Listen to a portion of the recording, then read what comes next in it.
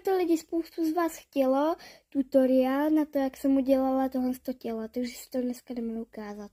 Tohle je normálně a teď si jdeme ukázat to, co jsem měla předtím. Ale pokud nemáte Robuxy, tak si to nemůžete koupit, protože to stojí 175 Robuxů. Tak a teď jdeme na to.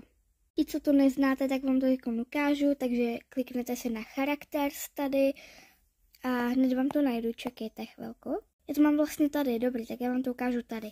Musíte si ale kliknout na tohle, na Characters a potom tady na tohle.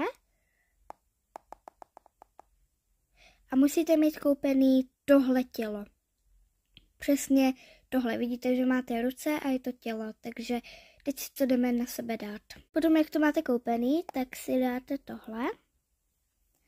Dáte přesně to torso a kliknete na to, máte to tady, že jo. Takže potom dáte left arms.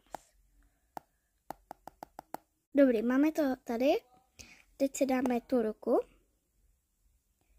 Teď tady dáme pravou ruku.